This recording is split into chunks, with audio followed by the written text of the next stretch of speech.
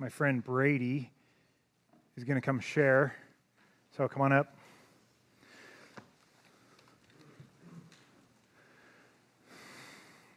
This is a guy I've gotten to spend quite a bit of time with in different circles, different venues, different places, and thankful that he's willing to do this piece of sharing this morning with us. Good morning. This is supposed to be easier the second time around.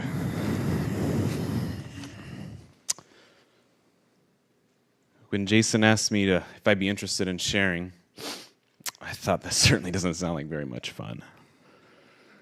But I'll consider it because I like you. In reference to the death and resurrection of Jesus, he said we talk a lot about Friday and we talk a lot about Sunday, but we rarely talk about Saturday.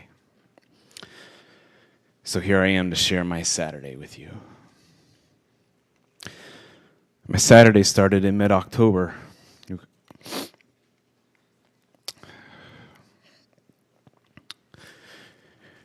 When we ended up at Phoenix Children's Hospital with our 11-month-old daughter, Olivia, or Livy as we like to call her. Over the next 48 hours, we would receive wave after wave of bad news from various doctors, ultimately finding out that Livy has cancer, and it's spread to multiple places in her little body. I must have repeated the word no 1,000 times over those couple of days. It did not feel real. It felt like a bad dream, yet it felt familiar. Because 5 years ago, we walked this same journey with Heidi's younger sister, who eventually lost her battle to cancer.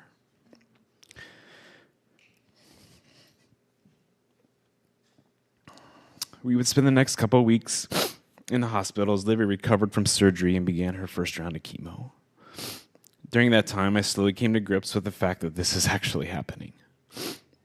Saturday is a weird, because you're trying to make sense of what happened in anticipation of what may happen.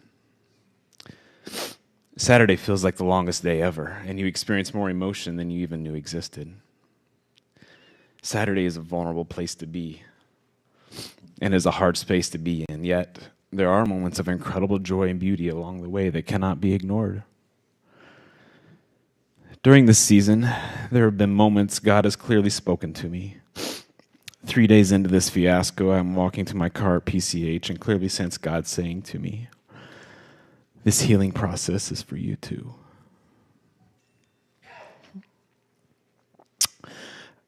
I immediately began weeping, overwhelmed by the presence of God, right there in the parking lot. My heart began racing. What does this mean, I thought? Does this mean she's going to be healed? Is there something about myself that I'm not seeing? What does this mean?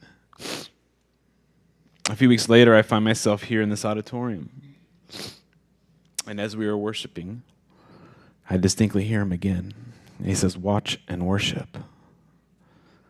What? Watch and worship? I still don't understand the meaning of either of these, but I cling to them with every fiber of my being, because I know they're straight from heaven. And this is how God seems to work. He gives me enough to get my attention and then asks, will you trust me? On Saturday, you deal with a lot of fear. You deal with a lot of what ifs. I used to think that the love of God means there's an absence of fear, but that's not necessarily true. Rather, I'm discovering that in the depths of my fear, I experience the depths of his love. He doesn't come like a magic genie to eradicate my fear. No. He comes, meets me in the depths of my fear, and offers me his peace. And I'm reminded that he is a good father, and that he did not cause this, and that he's redeeming it. I'm reminded that my hope is built on nothing less than his son's blood and righteousness. I'm reminded that of all that he has already brought me through and redeemed in my life. I'm reminded that he has given us, you, this body of believers, and how well you have loved us through this. I've experienced too much redemption and love to question his goodness. Saturday's hard, y'all, but Sunday's coming, and I'm fully aware that what I hope Sunday looks like, he may not have in mind, but I trust that he'll redeem that too. I'll leave you this morning with a quote from Henry Nouwen that I keep trying to forget, but I can't. Every time we make a decision to love someone, we open ourselves up to great suffering, because those we love most cause us not only the greatest joy, but the great pain. The greatest pain comes from leaving. The pain of leaving can tear us apart. Still, if we want to avoid the suffering of leaving, we will never experience the joy of loving. And love is stronger than fear, and life is stronger than death, and hope is stronger than despair. We have to trust that the risk of loving is always worth taking. Sunday cannot come soon enough, but until then, I will watch and I will try to worship. Thank you.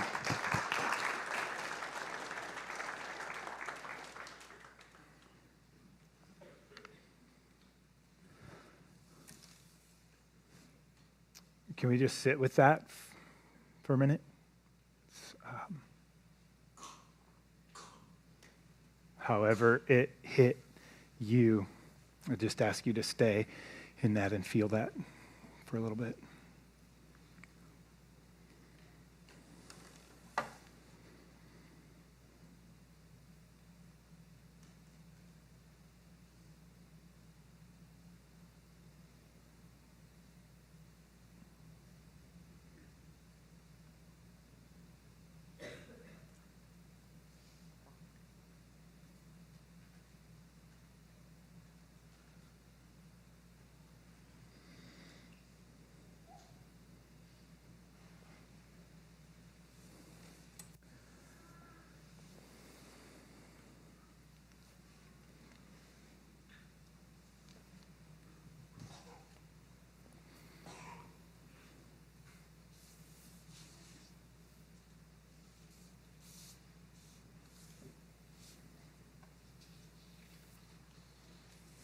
Thank you, Brady.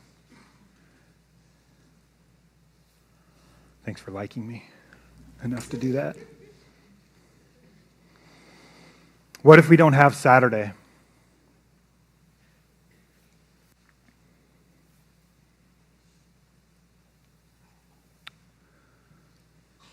You know, every week there's a Friday and a Saturday and a Sunday. And in our Christian inheritance, we have names for some of our days of the week. We have Ash Wednesday, 46 days before Easter, when we start that progression towards Easter Sunday. We have what's called Monday, Thursday. We have what's called Good Friday. And we have Resurrection Sunday. But we don't have an official name for Saturday, so I thought maybe in the lineage of naming names, how about Sucky Saturday? Or whatever appropriate S monitor that you want to put in there for Saturday. Think with me about those earliest followers of Jesus. It was the day after the gruesome crucifixion and cross and death, and the one who was supposed to be the Messiah is now dead. Imagine with me the darkness, the despair, the absolute unknown, the deepest grieving emotions known to us humans. They had been given a few trinkets from Jesus, and that was all they could hold on to, right? If you destroy this temple, I will rebuild it again in 3 days. That made perfect sense. I have to go to my Father, and you can't stay here. I'm going somewhere you can't go. He gave them those couple of statements. He gave them some others. But they were in the midst of some deep, dark emotion. And for today, us, What emotions do we feel in this concept of Saturday? Darkness, despair, unknown, deep emotions of grieving. We didn't get to witness what they got to witness, and so we're left to cling to some promises and to watch some people that have gone before us. We have Sunday, as Brady alluded to. So we kind of have cheated, and we know the end of the story. So in the midst of our Saturday, we know that Sunday is coming. And we are thankful for that. So what? So what is what I ask us. So what? What difference does this concept of Saturday make in our everyday walking around? Well, I invite you, if you have a Bible, or if you can open a Bible, to look at Hebrews chapter 11.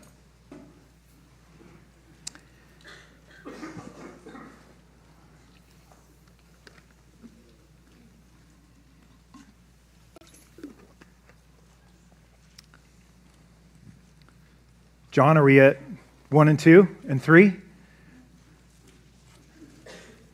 So, the beginning of Hebrews 11. The fundamental fact of existence is that this trust in God, this faith, is the firm foundation under everything that makes life worth living. It's our handle on what we can't see. The act of faith is what distinguished our ancestors and set them above the crowd. By faith, we see the world called into existence by God's word, what we see created by what we don't see. And then a progression of story after story of great woman after great woman and great men and children who are lifted up for their faith. And we hear in these words some of their beautiful faith stories. And then you get to verse 13, and verse 13 is similar to verse 39, and so I want to read a little bit of those two verses. I'm actually reading out of the Message, and I also brought my New Living Translation, and I also brought my favorite New American Standard, and so I'm going to jump around, and you guys can deal with that. In verse 13, each one of these people of faith died not yet having in hand what was promised, but still believing. And then I'm going to jump to verse 32. I could go on, but I've run out of time. There are so many more. Gideon, Barak, that's a familiar name to us recently. Samson, Jephthah, David, Samuel, the prophets. Through acts of faith, they toppled kingdoms, made justice work, took the promises for themselves. They were protected from lions, fires, sword thrusts, turned disadvantage to advantage, won battles, routed alien armies. Women received their loved ones back from the dead. There were those who, under torture, refused to give in and go free, preferring something better, resurrection. Others braved abuse and whips, and yes, chains and dungeons. We have stories of those who were stoned, sawed in two, murdered in cold blood, stories of vagrants wandering the earth in animal skins, homeless, friendless, powerless. The world didn't deserve them, making their way as best as they could on the cruel edges of the world. And then here's the link to 13. Not one of these people, even though their lives of faith were exemplary, got their hands on what was promised. God had a better plan for us. That their faith and our faith would come together to make one completed whole. Their lives of faith not complete apart from ours. Whew! That is beautiful. That is the reminder that we are meant to live together. That this whole thing is communal. I think about some typical days for me. I take Nora, my daughter, to school, and I'm coming back down 21st Avenue. And I get over the first speed bump, and then boom, there's the kid with the curly afro trying to run to school and get there on time every single day. I'm over the second speed bump, I'm at the stop sign, I'm turning right onto Orangewood, and there's older kid with younger kid all along the sidewalk, walking their little kid, their little brother or sister to school. There's moms walking their kids to school, dads walking their kids to school. And if I'm lucky and the timing is right over Squaw Peak, I see the first burst of golden sun. And I am reminded in those that you too, somewhere, some of you are seeing that sunrise, that you are connecting with some people. And my eyes sometimes drift to your face. I think about how every time I see Tobin Keck, he is Christopher and Elizabeth's oldest little boy. He stops what he's doing and he sprints towards me and embraces me with a full hug, as if his very breath depended on it.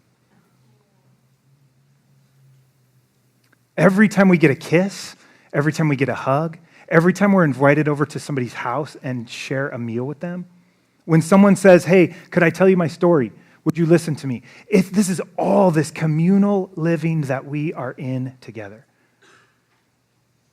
When one loses a life, we all lose a life. When a child is born, we all celebrate and enter fully in. This is life together that we are being invited into as we read through Hebrews 11. Unspeakable beauty connects us all. This is also this Saturday concept where it gets a little messy. For me, I've had quite a few Saturdays. In fact, I feel like it's maybe more accurate for me to say I live in the tension of Saturday quite often. Just my opinion, but maybe as a nation, we are even in the beginnings of a Saturday. And we might actually address that later on in this series. And then I think about us as a family here, as a fellowship. Depending on how long you've been here or how intimately acquainted you are with the workings of Open Door, we've been in a Saturday. We've been in, maybe you would say a long one. Like not 24 hours, but a long Saturday. I was thinking about back in December when I first asked Brady, would you consider sharing? A lot of times we hear the end of the story. We hear this Resurrection Sunday. We hear like, okay, it wrapped up real neat and tidy. And the reason I didn't get those 14 jobs I applied for is because I got this one. And so that's part of why I said, Brady, would you share now? Would you invite us into what you're in the middle of now? Because there's still no answer. There's still no guarantee. There's still no beautiful end script yet. So I thought about that, and I thought about me. I'm on staff at Open Door, and I interact with a lot of people that you know who are some of my best friends, who for 17 years have matured me like none other and have grown me up and stood by me and encouraged me and hurt me and been hurt by me. And this might be a little clunky because I didn't know how much to say or how little to say, and so just let me be a little clunky with this part.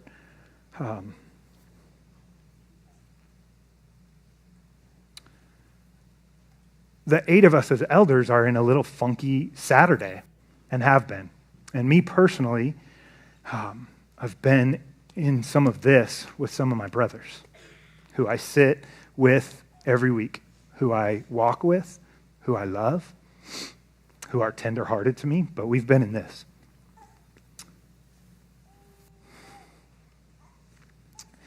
And I've had some times where I've hiked my favorite mountain over on Shaw Butte.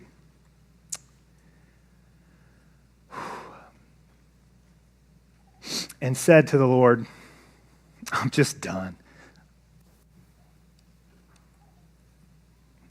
I can't go back into it again. I can't go back again and say what I'm saying and not be heard and not be understood, and I don't want to keep doing this. And he says, Jason, would you just stay? No, I don't want to stay. I don't want to stay. God, I'm done. Just stay.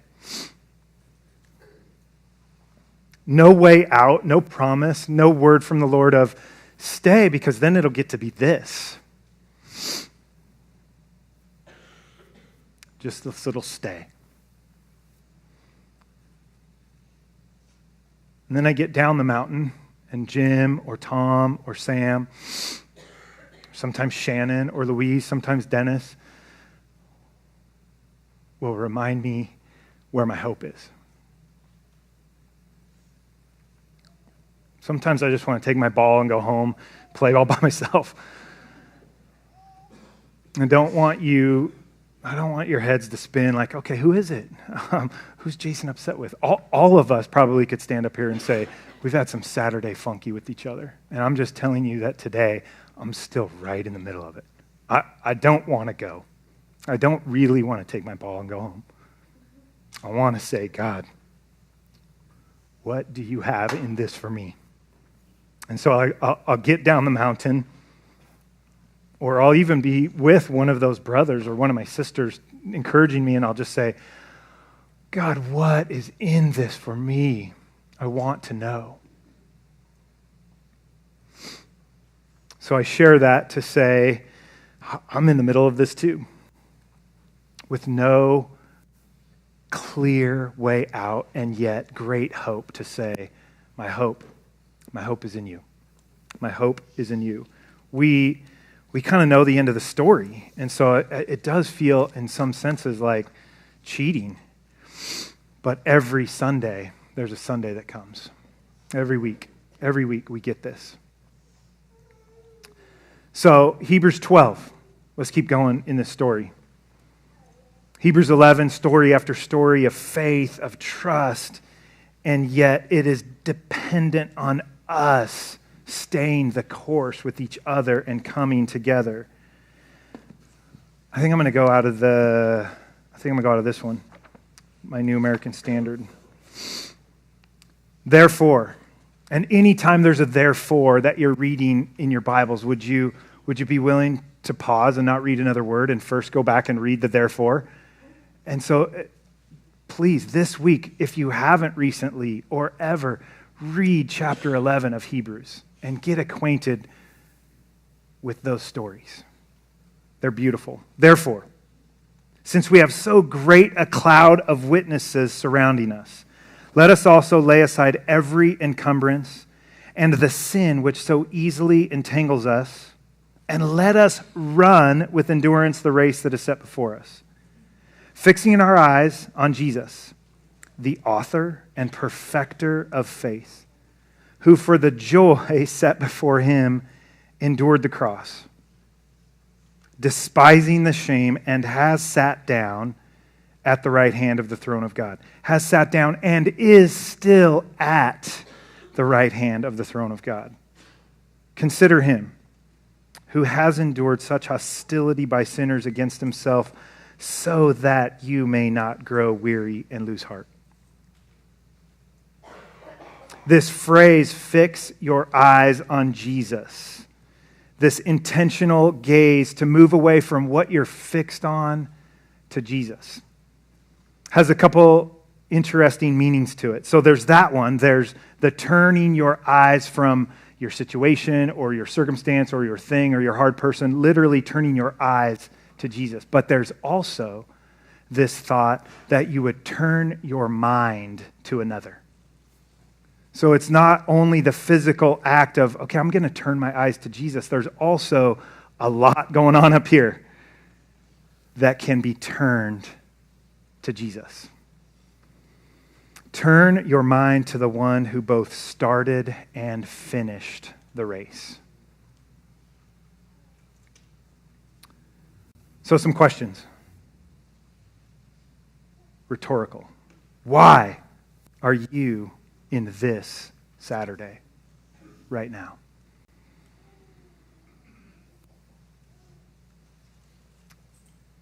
What got you here? What are the potential ways home? Not around it to avoid it, but to stay fully in it and experience that range of emotion, the depths of despair. Stay in it. Experience it all. What do you believe about this concept of Saturday? Do you believe that you did something to cause yourself to be right where you are? You believe you have that kind of power? You believe it's your responsibility to work your way out of this jam that you're in? Do you believe that maybe your sin caused it? Your choice or your non-choice? Do you believe that you are past healing?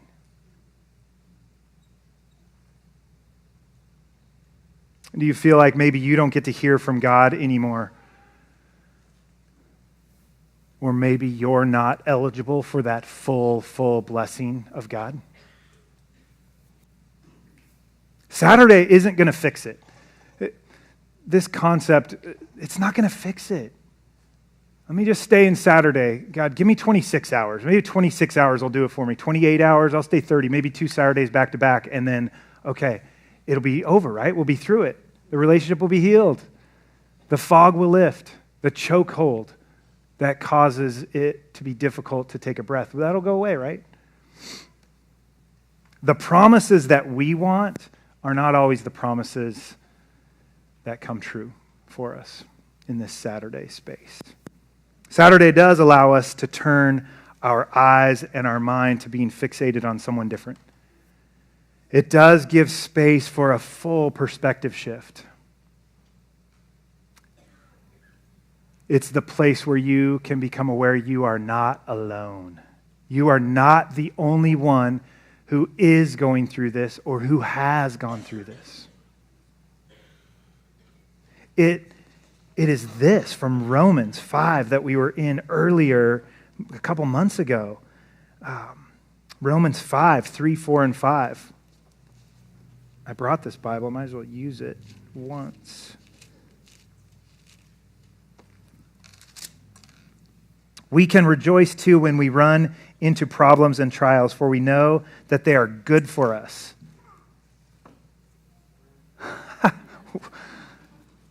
Logically, it's tough to find space for that sometimes. They help us learn to endure. Okay. They help us learn to endure.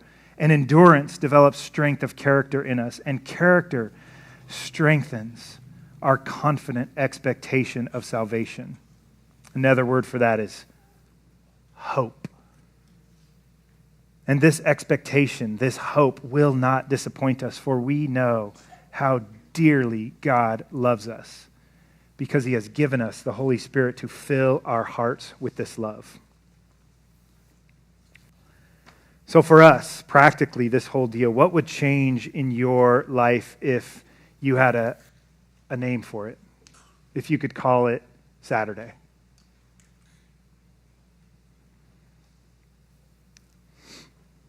What would happen in your relational stuckness, in your endless head chatter, in your doubt, in your fear, and your hopelessness? In your why after why after why after why after why? What would change if you could have space to hold hope that God was in the Saturday? He is fully in your Saturday. Not just on Resurrection Sunday. He is in that space with you. And like Brady, you're shouting, no, no, no, no, no, 1,000 times. And in a second, God whispers one little phrase that you can hold on to. Just like that, it can change. And when you can't, when despair seems to be winning and the darkness has you so clouded and foggy, would you find someone else from this great cloud of witnesses to hold hope for you? Because I get down from the mountain and I've got to go find one of my brothers or my sisters to say, okay, tell me again. Hold that for me. Remind me that I am not crazy, that I'm not wrong for feeling all these things. Just okay. And then their words. breathe in hope to me. They breathe in great, great hope. This whole life is set up for us to be communal, and our connection is way more than we understand. We were singing that song about breath. Oh my gosh, the breath concept. I can't go on without you. You can't go on without me. So in conversations after conversations after conversations with my close friends in the last, I'm just going to say, a couple months, it seems that the onslaught is pretty continual.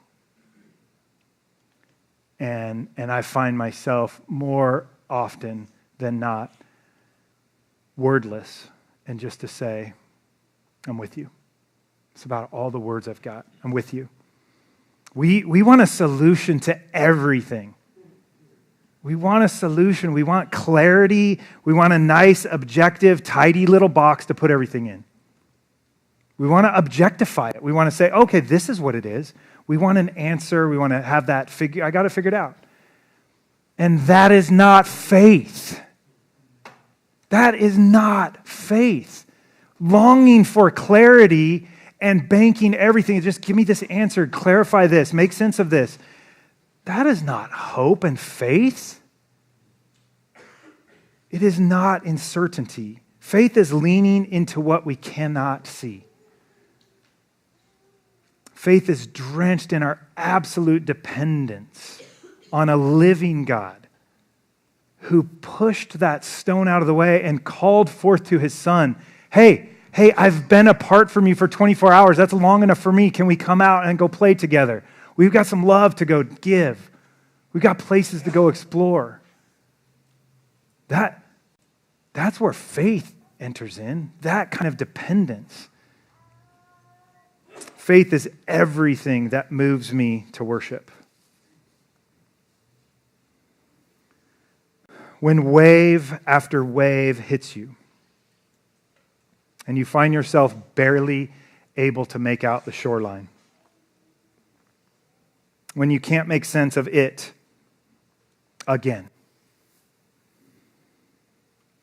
when you desire to keep those sheets pulled up over your head, when the head traffic is winning and convincing you you're something other than enough, when you haven't heard the loud voice of God, the whisper of God, and there's only silence. When everyone around you is seemingly on top of the world. When life abounds with chaos. When you truly feel like running away is the best option.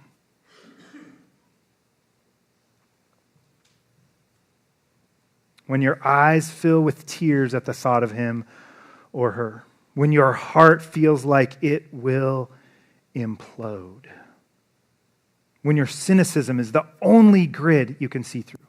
May you in those spaces be filled with the hope. The best hope. The only hope.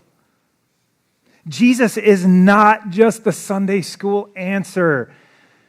Jesus is real and alive and in our midst and ready to say, guys, I'm with you. Let's go. Let's keep going. He's not going to snatch despair every single time away from us. He's not going to make the cloud all of a sudden go away.